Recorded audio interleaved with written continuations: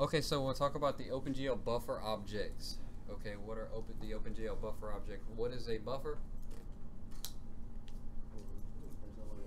A buffer? Oh yeah, what's a buffer?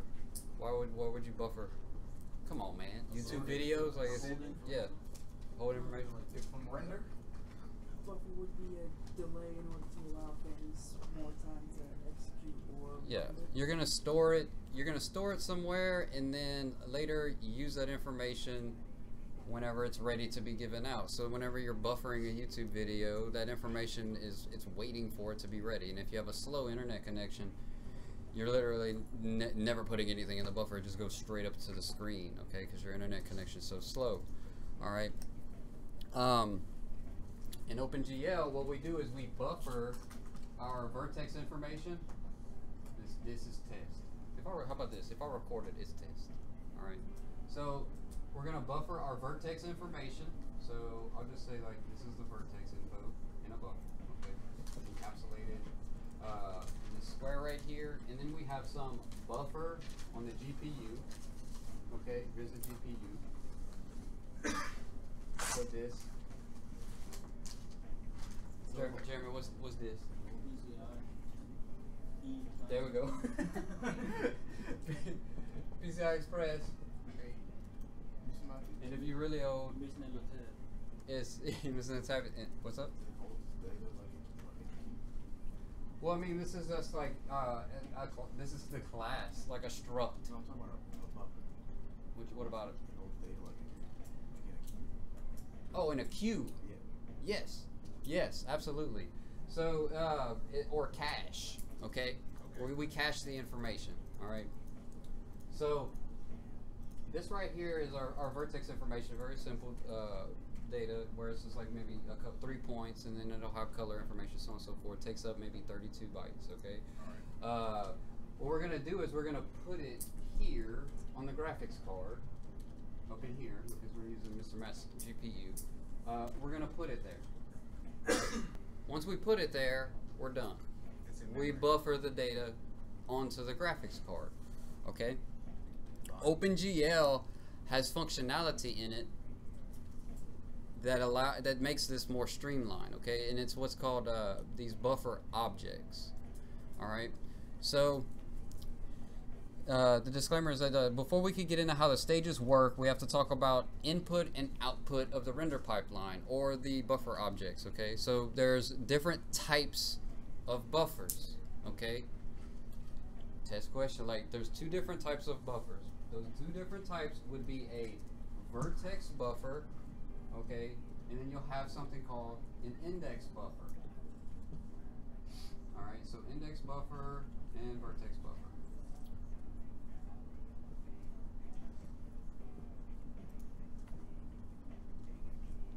What would you say the definition of a buffer is?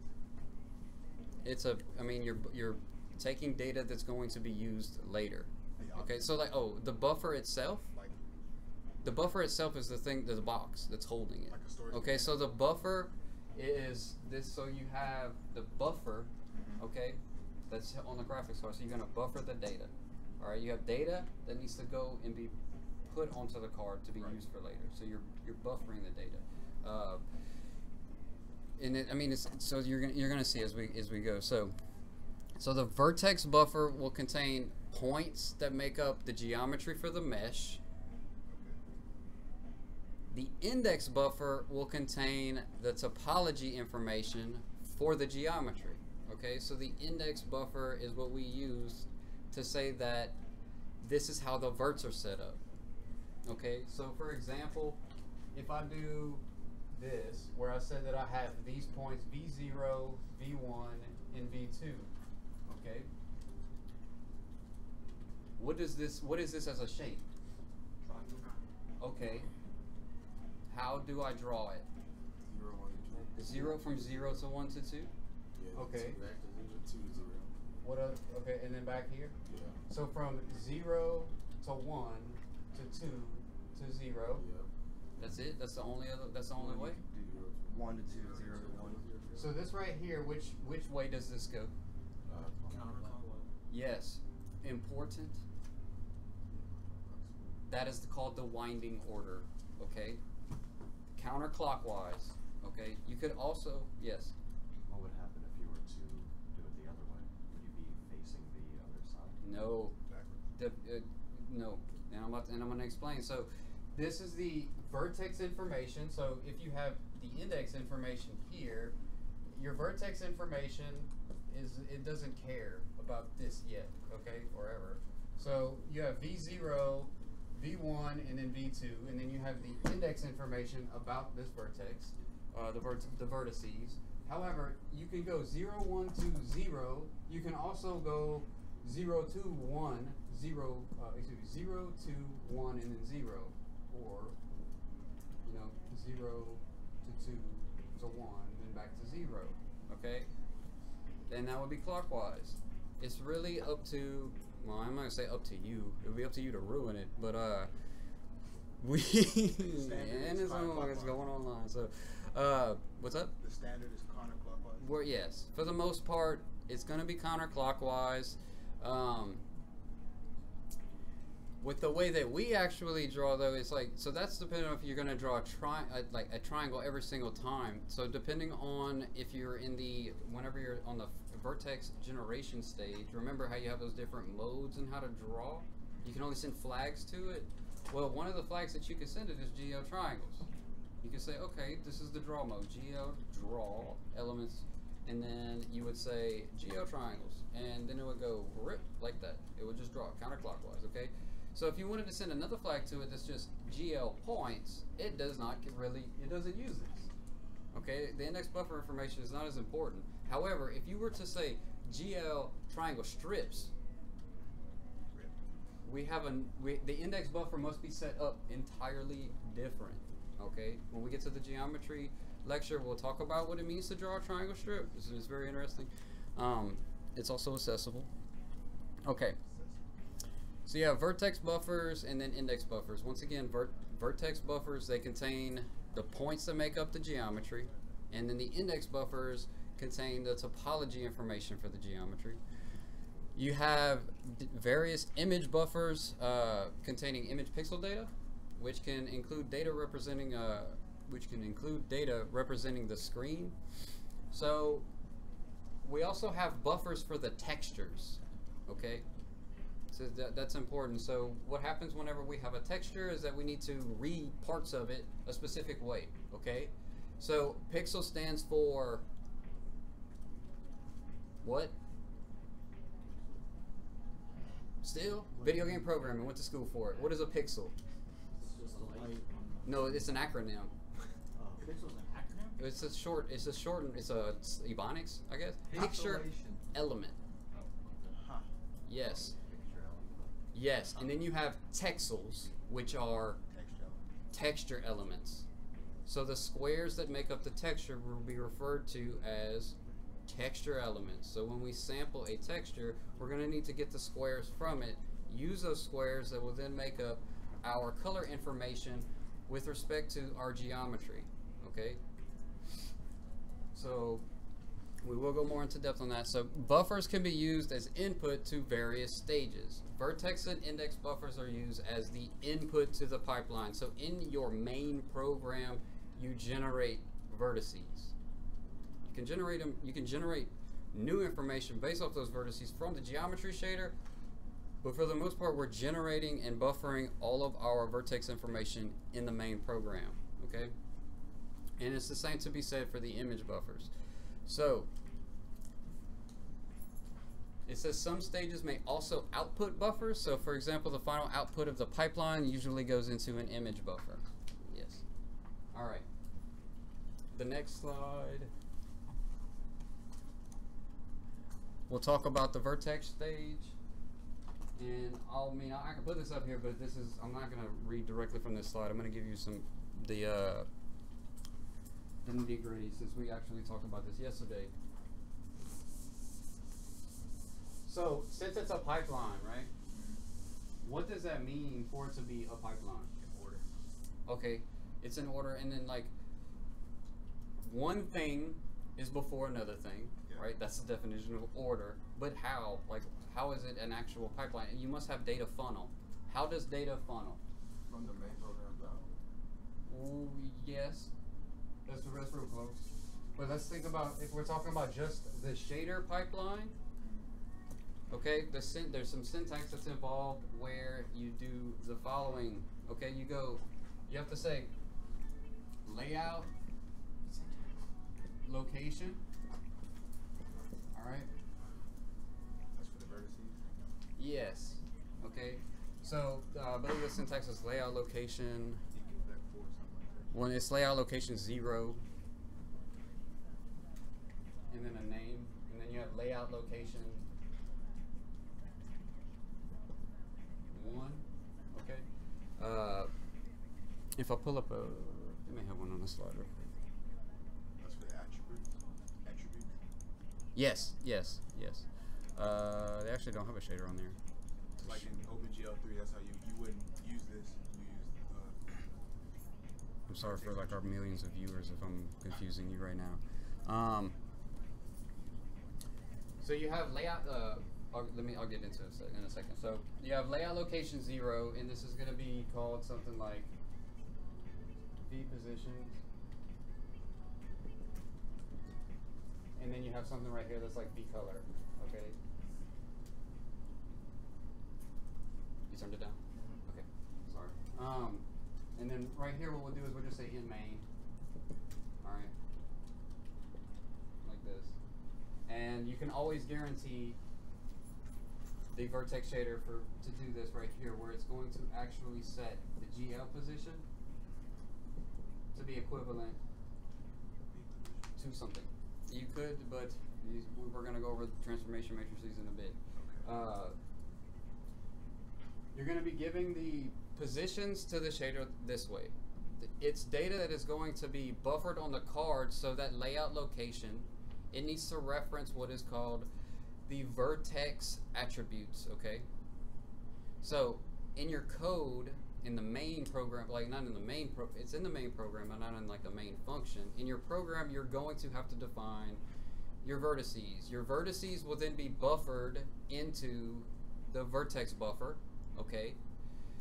Which part of the verts do I want to put on there? Remember, vertices data structure, it looks like this.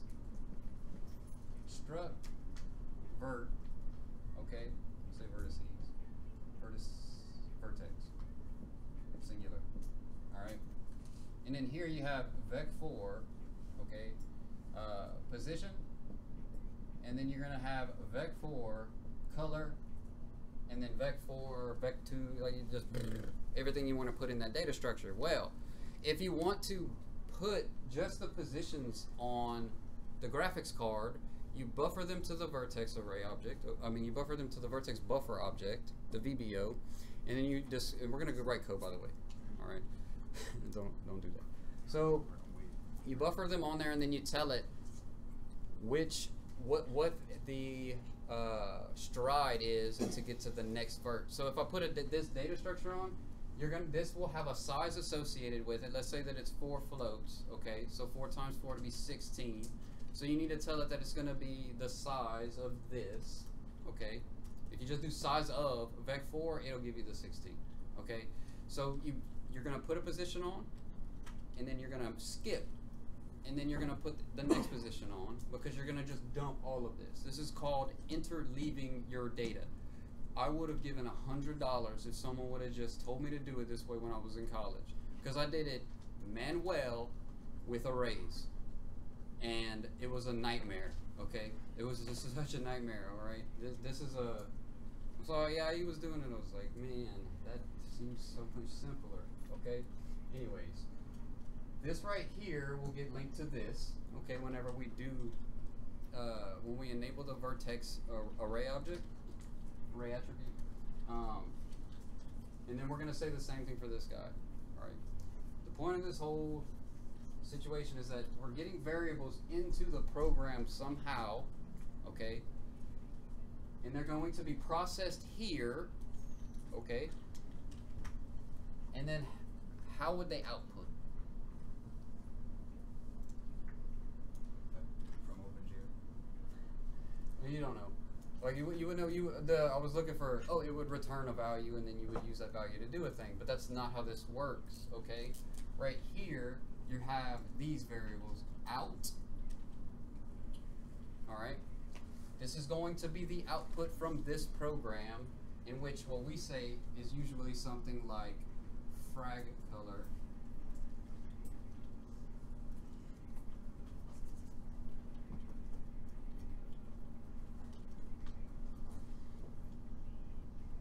All right. So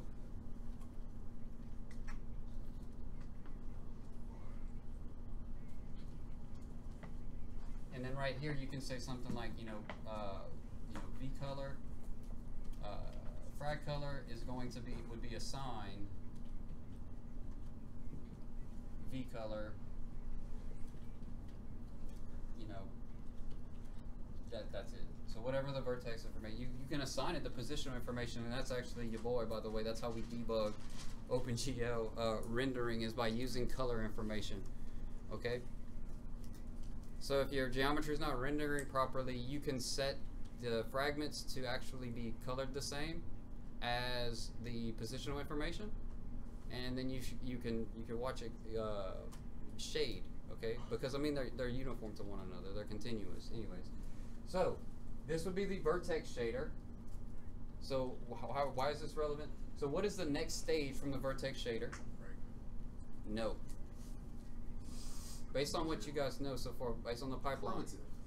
Okay, it would be, but the next shader would be evaluation. Yeah, or tessellation. So it would be the tessellation shader, then the geometry shader, then the fragment shader. Oh yeah. Okay. Okay. If you do not write shaders for those, what happens? It defaults. It just defaults. Okay.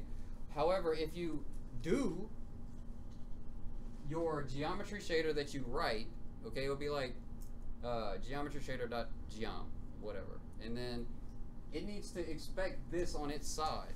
And how would it do that? It would do it with this keyword in frag vec4 frag color. Okay. So You say in. So there's in and then there's out. So this is how the pipeline works basically. And then what we're dealing with is we just have a vertex and a fragment shader. I'm giving you this over information to make so that you don't just have an assumption that I guess they just don't exist because I don't implement them. You know what I mean? What is going to happen is that this will funnel to the tessellation shader, then it'll funnel to the geometry shader, and then it'll funnel out into the fragment shader. But if we only implement a vertex shader and fragment shader, you can just expect it here. Okay? So fragment. This also has a main.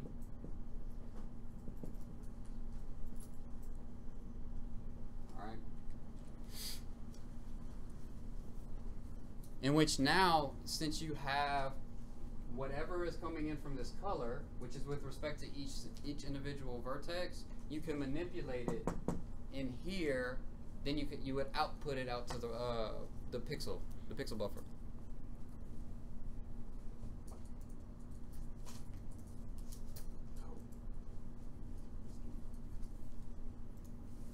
Questions? What would a tessellation shader look like? Is the same sentence? I've never, yeah. So it would follow along a line. It would look just like this. All right. Main and just declaring variables. Yeah. Sweet. And then how do you actually get them? OpenGL. So you write this, you write code, which is just letters, okay? And it's going to be you read it. Say like it's just a long constant character. It's a character array, okay? And it's just code. Yeah. Okay.